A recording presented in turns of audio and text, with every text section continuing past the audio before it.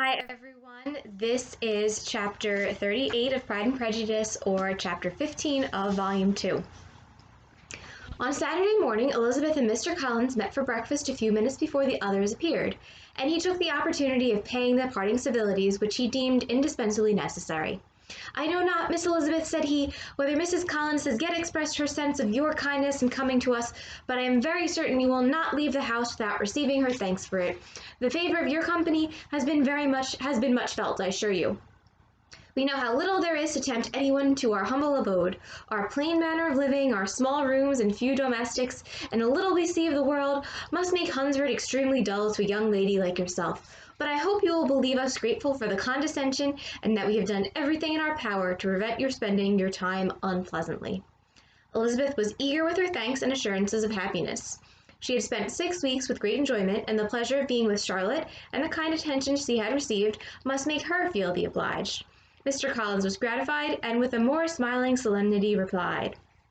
So because Mr. Collins' speeches are sandwiching that commentary from Elizabeth, we can assume that Elizabeth is actually speaking those things that Jane Austen is writing, although there are no quotation marks. So Austen is just kind of choosing to summarize Elizabeth's dialogue here by writing the contents of what she said, rather than using a direct quote with the quotation marks. Why would Mr. Collins' speech be in quotations and Elizabeth's not? Because Elizabeth is just conveying polite pleasantries. Mr. Collins is going on thanking her for coming, and she's saying, "No, it was my pleasure. I had a great time. Thank you for hosting." That's not what Elizabeth says isn't really that important. Mr. Collins has a very particular manner of speaking, as we should well know by now, and that he's a little bit strange. So he'll say things like our humble abode and kind of be modest in his boasting. So he has a more interesting way of speaking, and Austen is preserving his actual words. Mr. Collins was gratified, and with a more smiling solemnity replied, "It gives me the greatest pleasure to hear that you have passed your time not disagreeably.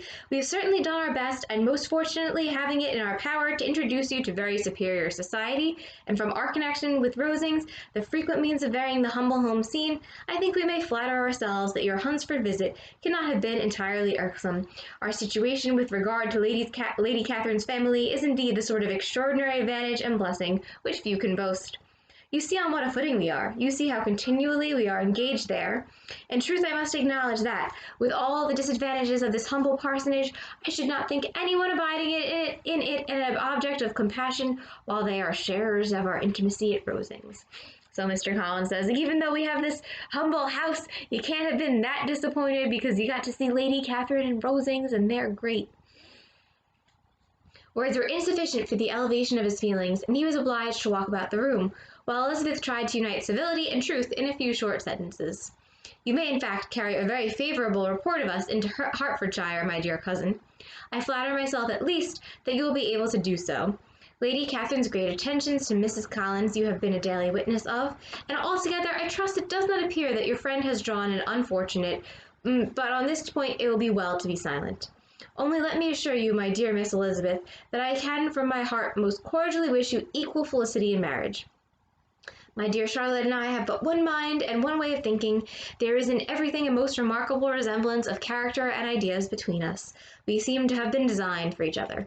So now Mr. Collins is bragging a little bit about his marriage to Charlotte and how they're exactly the same. We know that's maybe not as true. He may think that, but Charlotte may not. Elizabeth could safely say that it was a great happiness where that was the case, and with equal sincerity could add that she firmly believed and rejoiced in his domestic comforts. She was not sorry, however, to have the recital of them interrupted by the entrance of the lady from whom they sprang. Poor Charlotte! It was melancholy to leave her to such society, but she had chosen it with her eyes open, and though evidently regretting that her visitors were to go, she did not seem to ask for compassion.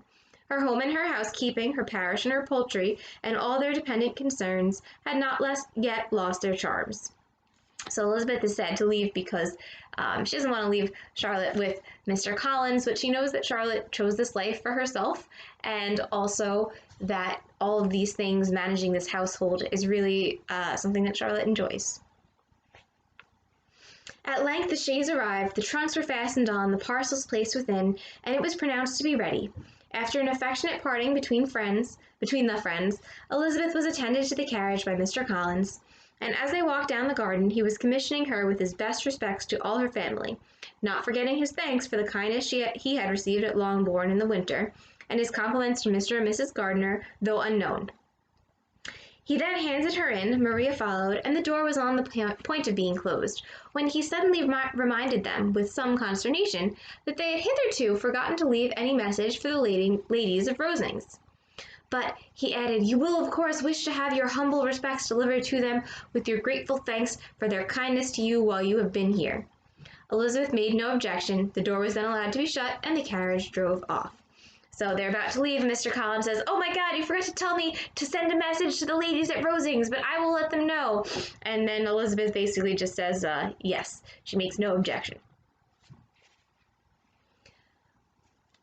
The good gracious, cried Maria, after a few minutes' silence. It seems but a day or two since we first came, and yet how many things have happened? A great many indeed, said her companion with a sigh. We have dined 9 times at Rosings, besides drinking tea there twice. How much I shall have to tell. Elizabeth privately added, and how much I shall have to conceal. Their journey was performed without much conversation or any alarm, and within 4 hours of their leaving Hunsford they reached Mr. Gardiner's house, where they were to remain a few days. Jane looked well, and Elizabeth had little opportunity of studying her spirits, amidst the various engagements which the kindness of her aunt had reserved for them. But Jane was to go home with her, and at Longbourn there would be leisure enough for observation. So they leave Mr. Collins' house, they go to London to see Mr. and Mrs. Gardiner and Jane. Elizabeth thinks Jane looks okay, but she can't really tell because they're always with other people and they're not really able to talk privately yet. It was not without an effort, meanwhile, that she could wait even for Longbourn before she told her sister of Mr. Darcy's proposals. To know that she had the power of revealing what would so exceedingly astonish Jane, and must at the same time so highly gratify whatever of her own vanity she had not yet been able to reason away, was such a temptation to openness as nothing could have conquered, but the state of indecision in which she remained, as to the extent of what she could communicate, and her fear, if she once entered on the subject, of being hurried into repeating something of Bingley, which might only grieve her sister further.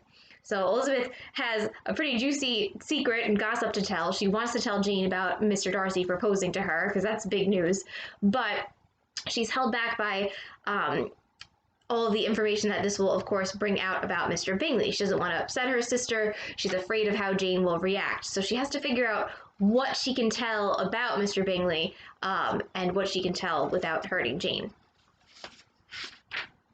And that is the end of chapter 38.